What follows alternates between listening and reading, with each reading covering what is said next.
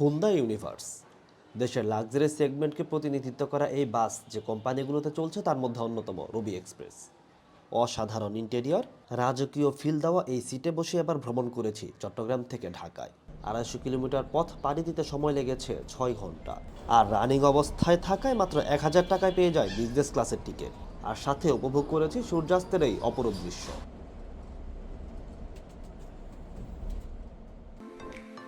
এই শীতে পেট্রোনাস ওরানিয়া নিয়ে এলো জ্যাকেট ফ্রি অফার। ওরানিয়ার প্রতি 2টি 11 লিটার পেইলের সাথে পাবেন একটি জ্যাকেট ফ্রি। এছাড়া প্রতি 16 লিটার, 18 লিটার এবং 5 লিটারের কার্টন কিনলেও পাবেন দারুণ এই অফার। তাই দেরি না করে আজই লুফে নিন আপনার জ্যাকেট। আসসালামু আলাইকুম ভিউয়ার্স, দেশ এবং দেশের বাইরে থেকে যারা আমার এই ভিডিও দেখছেন তাদের সবাইকে আন্তরিক শুভেচ্ছা। রবি এক্সপ্রেস একটা সময় নাম ছিল সেন্ট মার্টিন হুন্দাই, পরবর্তীতে নাম পরিবর্তন করে রবি এক্সপ্রেস ধারণ করে এখন চলছে ঢাকা চট্টগ্রাম, ঢাকা কক্সবাজার, বান্দরবান, রাঙামাটি, খাগড়াছড়ি রুটে। শুরুর দিকে এই কোম্পানি শুধুমাত্র হুন্দাই বাস দিয়ে সার্ভিস দিত। বাংলাদেশে হুন্দাই বাসের একমাত্র ডিলার এইচএনএস অটোমোবাইলস। তারাই এই সেন্ট মার্টিন হুন্দাই প্রতিষ্ঠা করে, পরবর্তীতে যেটি এখন রবি নামে চলছে। যাই হোক, আমি তাদের এই হুন্দাই বাসে ভ্রমণ করি। আমি যেদিন ভ্রমণ করি চট্টগ্রামের দামপাড়ায় ঘোরাঘুরির এক পর্যায়ে বান্দরবানের এই বাসটি দাঁড়িয়েছিল দামপাড়া কাউন্টারের সামনে। বান্দরবান থেকে বেলা 11টা কি 11:30 দিয়ে ছেড়ে এসেছিল। চট্টগ্রাম হয়ে বাসটি ঢাকায় যাবে। চট্টগ্রাম থেকে যেই কারণে আমি রানিং অবস্থায় 1000 টাকায় টিকিট পেয়ে যাই দামাদামি করে। তবে আপনারা যদি আগে থেকে টিকিট কাটেন বা এই বাসের ফিক্সড ভাড়া চট্টগ্রাম থেকে 1400 টাকা আর বান্দরবান থেকে 1800 টাকা। এটা হচ্ছে তাদের চট্টগ্রামের দামপাড়ার প্রধান কাউন্টার।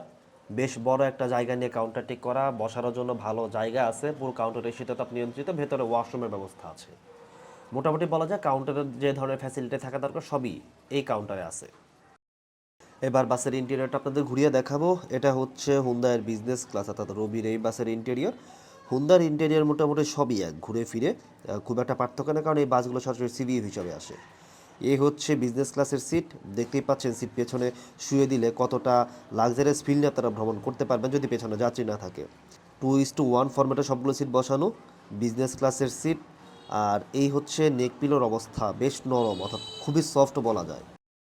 আর এটা হচ্ছে সিঙ্গেল সিট, এক পাশে ডাবল আর এক পাশে সিঙ্গেল। এখানে যে সুইচগুলো দেখতে পাচ্ছেন এগুলো দিয়ে আপনারা সিট পেছনে ফোল্ডিং করে দিতে পারবেন বা লেগ রেস্ট উঠাতে পারবেন। আর এই হচ্ছে লেগ স্পেসের অবস্থা, ভালো পরিমাণ লেগ স্পেস এই বাসে পাবেন। বাসের সিটের সামনে নেটের ব্যাগ আছে যেখানে টোটাল জিনিসপত্র রাখতে পারবেন। আর উপরে হচ্ছে এসি নব। এই ভেন্টগুলো আপনারা আপনাদের মতো করেই অন অফ করে রাখতে পারবেন আপনাদের সুবিধা মতো।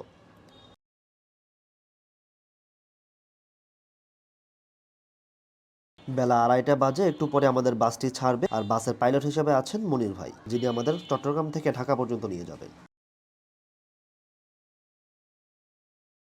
বাস ছাড়ার আগে বাসের গাইড আমাদের পানি দিয়ে দিচ্ছেন, 1/2 লিটার করে পানি, ফ্রেশ কোম্পানির পানি পাবেন আপনারা রবিতে ভ্রমণ করলে। প্রতি সিটের সামনে পানি দিয়ে দিচ্ছে। আর বেলা 2:36 বাসটি দামপাড়া থেকে বের হচ্ছে। এখান দিয়ে আমাদের বাসটি যাবে, সেখানে কাউন্টার আছে, ওই কাউন্টারও যাত্রী আছে।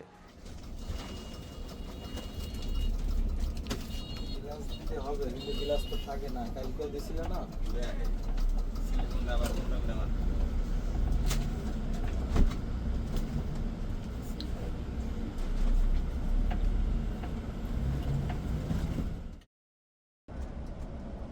আমরা চট্টগ্রাম শহর পার করে ফেলেছি। আমাদের বাসটি এখন ছুটছে ঢাকা চট্টগ্রাম মহাসড়ক ধরে।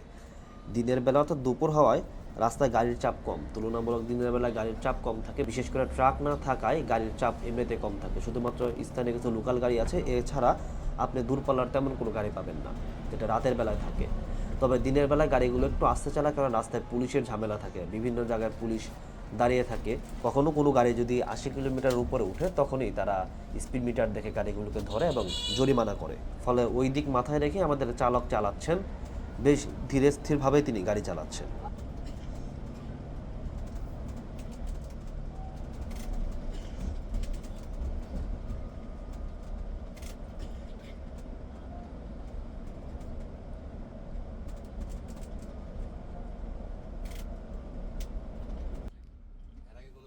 আমরা যখন সীতাকুণ্ডের আগে তখন এরকম রাস্তায় জ্যাম।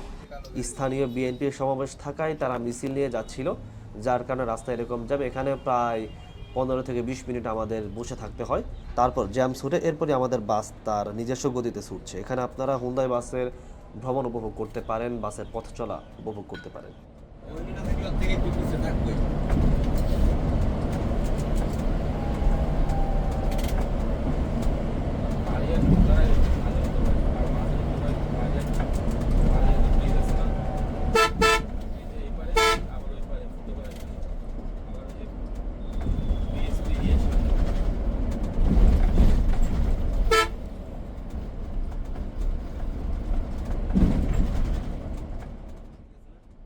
এরপর আমরা চলে আসি চট্টগ্রামের সীতাকুণ্ডা। সীতাকুণ্ডার কাউন্টার ও বাসের যাত্রী আছে, এই কারণে বাসটা এখানে থামছে।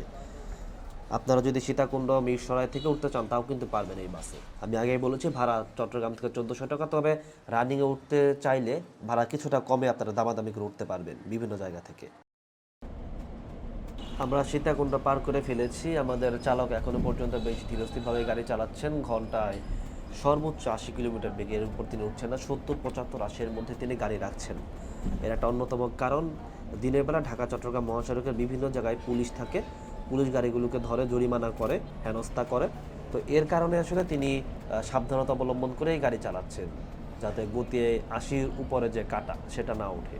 তবে আমার কাছে মনে হচ্ছে এই বিষয়টা আসলে পুরোটা ফাঁসুকি একটা বিষয়, ফালতু একটা বিষয়। এরকম ফাঁকা রাস্তায় আসলে গতি নিয়ন্ত্রণ করা সেটা একদমই ঠিক না। যখন রাশ টাইম থাকে বা রাস্তায় চাপ বেশি থাকে তখন গতি ওঠানামা, তখন গতি কম থাকবে, এটাই স্বাভাবিক। কিন্তু এরকম ফাঁকা রাস্তায় এরকম লিমিট ধরে গাড়ি চালানোতে তাহলে 250 কিলোমিটার রাস্তা পার হতে প্রায় 6 থেকে 7 ঘন্টা সময় লাগবে। এটা তো আসলে মানা যায় না। আপনি উন্নত বিশ্বের সাথেও যদি তুলনা করেন তাহলে দেখবেন যে অনেক বেশি সময় লাগছে আমাদের দেশে, অথচ হাজার হাজার কোটি টাকা খরচ করে রাস্তাগুলো বানিয়েছে সরকার। ঢাকা মাও এক্সপ্রেসওয়ের কথা যদি বলি, গতির এক্সপ্রেসওয়ে মানে হচ্ছে সেখানে বাধাহীনভাবে গতিতে গাড়ি চলবে, কিন্তু সেখানেও এরকম বাধা, 80 কিলোমিটারের বেশি গাড়ি চালাতে পারবে না কেউ, উঠালে জরিমানা। এটা আসলে মানানসই না আমার মতে। বাংলাদেশের এই নিয়মটা পরিবর্তন করা জরুরি। যেখানে চাপ থাকবে সেখানে গতি কম থাকবে, যেখানে চাপ থাকবে না সেখানে গতি বেশি থাকবে। অর্থাৎ বিশ্বের মতো আমাদের দেশেও ভালো মানের রাস্তা তৈরি করা দরকার। এই লুটপাট, চুরি বাটপারি এগুলো না করে ভালো মানের রাস্তা তৈরি করা দরকার, পাশাপাশি গতির যে লিমিট সেটা বাড়ানো দরকার। তাহলে আমার ধারণা আমাদের যে ট্রান্সপোর্ট সেক্টর সেটা আরও উন্নত হবে এবং আমরা দ্রুত সময়ের মধ্যে যেতে পারবো। এরকম লাক্সারি সেগমেন্টের বাস, এই বাসগুলো এরকম ফাঁকা রাস্তায় এরকম 70, 80, 60 এরকমভাবে চলবে, এটা আসলে মানা যায় না বা এটা সম্ভবও না। আর অতিরিক্ত গতিতে দুর্ঘটনা ঘটে, এটাও একটা ফাঁসুকি বিষয় আমার কাছে মনে হয়। এটা শুধু আমার কাছে মনে হয় না, এটা বুয়েটের গবেষণাও বলে যে অতিরিক্ত গতি, রাস্তায় প্রচুর ভুল, অর্থাৎ রাস্তার পরিকল্পনায় গলদ, রাস্তার ঠিকঠাক মতো কাজ করা হয় না, রাস্তা প্রচুর ভাঙাচোরা থাকে। দুর্ঘটনা মূলত এসব কারণে ঘটে।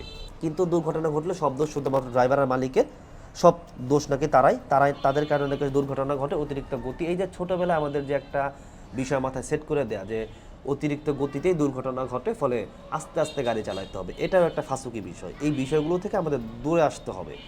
এখন বিশ্বের সব কিছু আপনি ঘরে বসে জানতে পারবেন ইন্টারনেটের মাধ্যমে, কোথায় কী হচ্ছে না হচ্ছে, কোন রাস্তার কত গতি, কী অবস্থা না অবস্থা, আপনি এগুলো জানতে পারবেন। ফলে গদবাঁধা বিষয়গুলো থেকে আমাদের বেরিয়ে আসতে হবে, সময়ের সাথে সাথে আমাদেরও উন্নত হতে হবে। এই বলতে বলতে এই যেমন এই যে পুলিশ দাঁড়িয়ে আছে, গাড়ি নিয়ে তারা বেশ কয়েকটা গাড়িও থামিয়েছে। তো এরকম রাস্তার বিভিন্ন জায়গায় পুলিশকে দেখছি বা দেখতে পারছি, ঢাকা চট্টগ্রাম, ঢাকা উত্তরবঙ্গের বিভিন্ন পয়েন্টে, তারপর হচ্ছে এক্সপ্রেসওয়েতে এরকম থাকে। এইসব জায়গা থেকে খুব দ্রুত সময়ের মধ্যে আমাদের বের হওয়া দরকার। রাস্তার পরিস্থিতি অনুযায়ী গতি নির্ধারণ করা দরকার।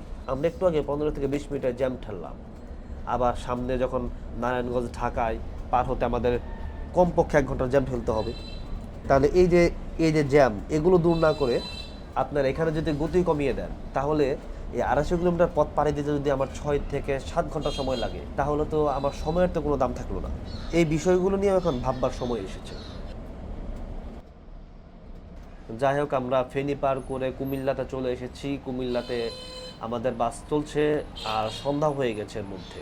এখানে আপনারা এই বাসের ভ্রমণ উপভোগ করতে পারেন, পাশাপাশি সূর্যাস্তের ফিলটাও নিতে পারেন। অসাধারণ দৃশ্য আপনারা এখানে দেখতে পারেন।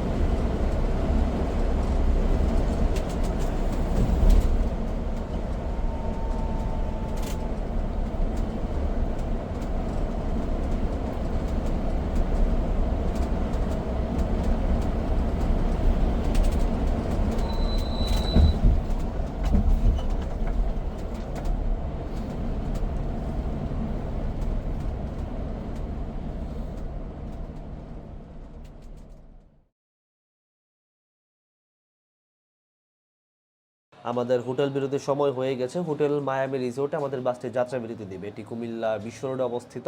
এখানে রবি এক্সপ্রেস অনেক আগে থেকে যাত্রা বিরতি দেয়, এখনো পর্যন্ত তারা এখানে দিয়ে আসছে। আমরা যখন হোটেলে প্রবেশ করবো তখন 5:30 বাজে। চট্টগ্রাম থেকে 2:30টার পর আমাদের গাড়ি ছেড়েছিল। এই হোটেল পর্যন্ত আসতে আমাদের 3 ঘন্টা সময় লাগলো, একদম পাক্কা 3 ঘন্টা। এখানে আমাদের আধা ঘন্টার যাত্রা বিরতি। আধা ঘন্টার যাত্রা বিরতি শেষে আমরা আবার ঢাকার উদ্দেশ্যে যাত্রা করবো। আশা করছি 8টা থেকে 8:30 এর মধ্যে চলে যেতে পারবো, যদি বড় কোনো জ্যাম না পড়ি। এই মায়ামি রিসোর্টে আমি হালকা নাস্তা করি, পরোটা, ডাল ভাজি। খাবারের মান মোটামুটি বলবো, খুব একটা ভালো না আবার খারাপও না। আমাদের হোটেল বিরতি শেষ। হোটেল বিরতি শেষে বাস বের হচ্ছে হোটেল থেকে, আর এর সাথে সাথে আমিও বাসে উঠে যাই।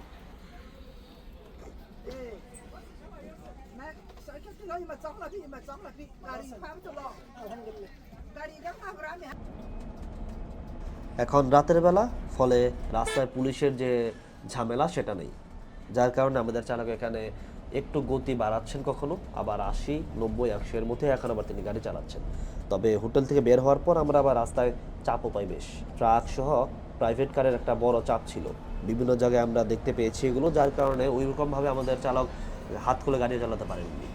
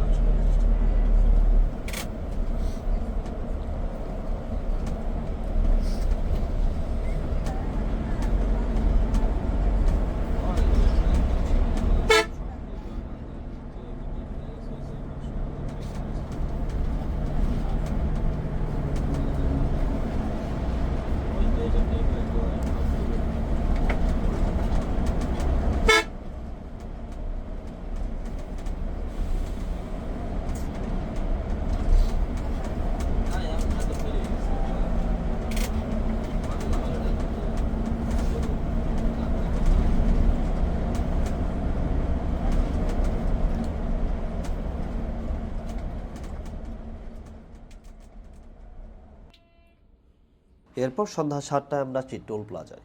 এখানে একসাথে 2 সেতুর যে টোল, গোমতী সেতু এবং মেঘনা সেতু, 2 টোল একসাথে নেওয়া হয়। এই টোল প্লাজা পার করে আমাদের বাস এখন সেতুর উপরে। গাইড করবে চাপ থাকবে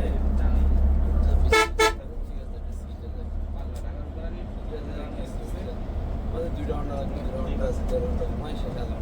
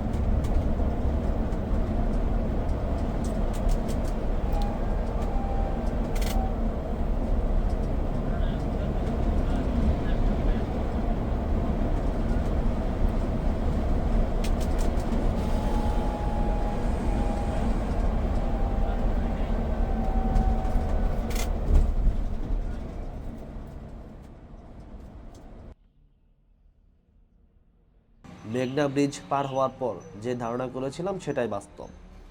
জ্যাম 7:40 বাজে। এটা আসলে এই অঞ্চলের নিয়মিত ঘটনা। নারায়ণগঞ্জে বিকেলের পর থেকেই জ্যাম, একদম ঢাকা পর্যন্ত আপনি জ্যাম পাবেন যদি কপাল খারাপ থাকে, আর না হলে জ্যাম একটু কম পাবেন। তো আমার এটা হচ্ছে যে এই যে জ্যাম, এই জ্যামে কিন্তু সবাইকেই বসে থাকতে হয়। আবার আপনি যখন ফাঁকা রাস্তা পাবেন তখন আবার আপনাকে লিমিট ধরে গাড়ি চালাতে হবে। অথচ রাস্তার যে ভুলগুলো ইঞ্জিনিয়াররা করে থাকে, প্রকৌশলী যারা আছে তারা যে কোটি কোটি টাকা লুটপাট করে, সরকারের ঊর্ধ্বতনরা কোটি কোটি টাকা লুটপাট করে এই রাস্তা থেকে সেদিকে কোনো খবর নাই। সব দোষ খালি ড্রাইভার আর গাড়ির মালিকের। কিছু হইলে খালি ড্রাইভারে ধরো আর গাড়ির মালিকরা ধরো। এই যে একটা বিষয় আমাদের মাথায় ঢুকছে, ছোটবেলা থেকে আমাদের মাথায় গেঁথে দেওয়া হয়েছে যে অতিরিক্ত গতি মানেই দুর্ঘটনা। এই বিষয়টা থেকে আমাদের বের হইতে হবে, না হইলে আসলে এই দেশে পরিবর্তন সম্ভব না। দুর্ঘটনার মূল কারণ হচ্ছে রাস্তার ফল্ট, মূল কারণ, প্রধান সমস্যা। আপনি যদি রাস্তা ঠিকঠাক মতো করতে পারেন, আমি চ্যালেঞ্জ করে বলতে পারি দেশের 80% দুর্ঘটনা কমবে। 80% কিচ্ছু না, খালি সঠিক পরিকল্পনায় আপনার রাস্তাটা বানান।